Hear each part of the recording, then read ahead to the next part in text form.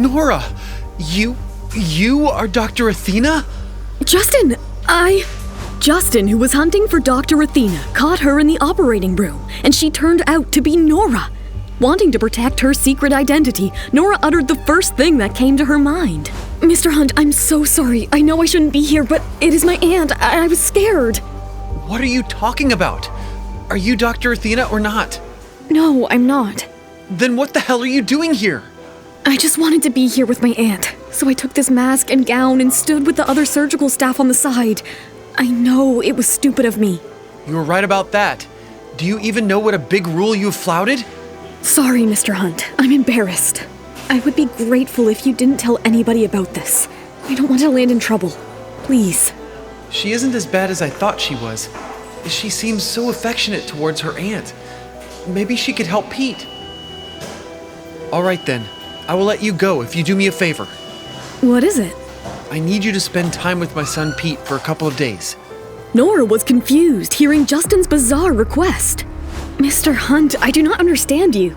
First you asked me to stay away from your son, now you want me to spend time with him? I don't think I need to explain my decisions to you. Remember, Miss Smith, you are not in the position to choose. I'm sorry, I'm not going to be your son's nanny. You want to tell the hospital? Go right ahead. Let them sue me. I won't be dictated by your arrogance. She is a force to be reckoned with. Justin let go of the matter with Nora and went back to finding Dr. Athena, but in vain. On the car ride back home. Sir, I don't know how she manages to do that. How could she possibly get past all of us? She is smart. I think it is one of three possibilities. Either our intel is wrong about Dr. Athena's physical description, or there is a secret passageway out of the hospital. What is the third one, sir? Nora Smith is Athena. That cannot be possible at all, sir. Our reports on Miss Smith say that she hasn't even gone to college. But there is a missing piece in the puzzle, isn't it? We don't know what she was doing abroad. In the meantime, back at the hotel, Cherry and Pete met in the stairwell. Pete, Daddy really hates Mommy. What should we do? I think we should just switch for now. Yes, I need my games back. We will switch back again a few days later. Okay. Cherry and Pete went back to their original places. In a short while, Justin and Nora reached their respective suites. Justin came in with a gift for his son as a peace offering. Hello, Pete. What are you doing? I'm studying, Daddy. I have a surprise for you. Here. Justin handed Pete a Barbie doll. Little Pete, who had no idea that Cherry had asked for it, was confused. Thanks? What is it? Do you not like it? It is pretty, Daddy, but I don't like playing with dolls. Don't you know that I enjoy puzzles and books more? Pete, what are you talking about? You asked me for it. Daddy, I don't have time for this. I have to finish my homework. Justin was flabbergasted at Pete's change in behavior. He was more surprised to see the problems that his son was working on. Pete, aren't those advanced problems? I haven't taught you that yet.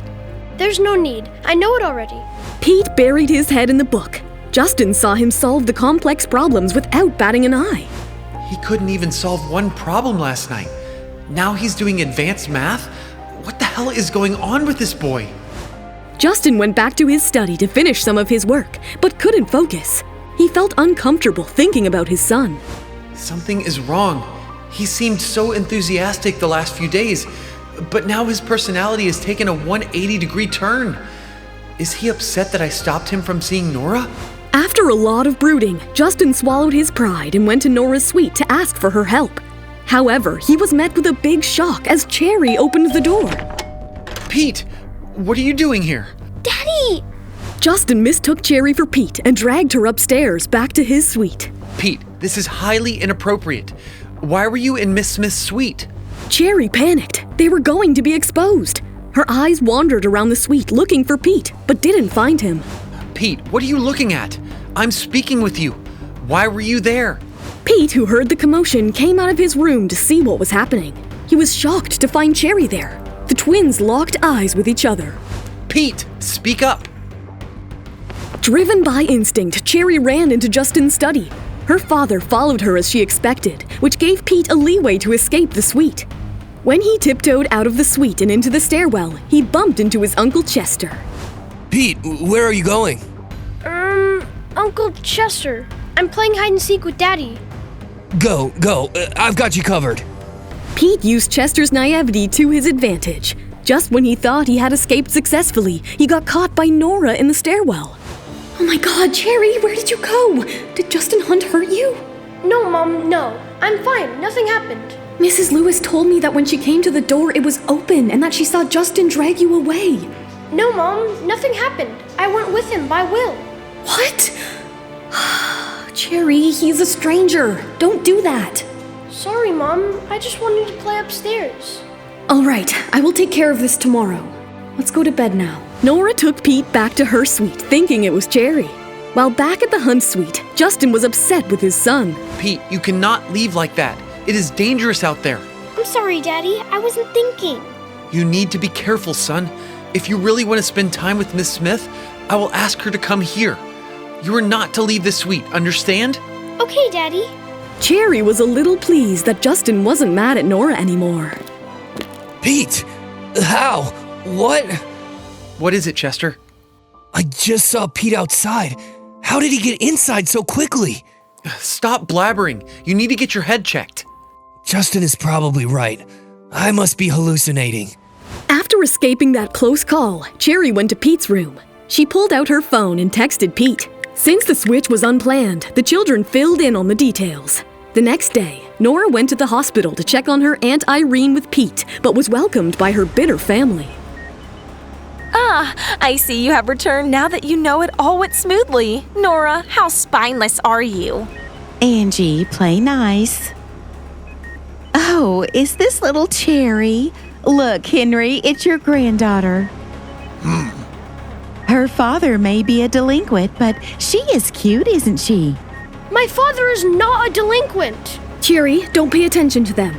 So disrespectful. Like mother, like daughter.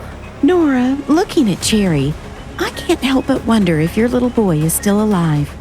He'd probably be very good looking too, wouldn't he? Wouldn't you like to see him, Nora? I can bring him to you on one condition. I'm listening. Give me your mother's company. The mention of her son caught Nora's full attention. She was unaware that he was right next to her. What was going to unfold? Will she trade her company for the information on her son? Hi, Nora here. If you are wondering what happens next, then download the Pocket FM app and listen to the exciting episodes of Saving Nora Now with the link in the description.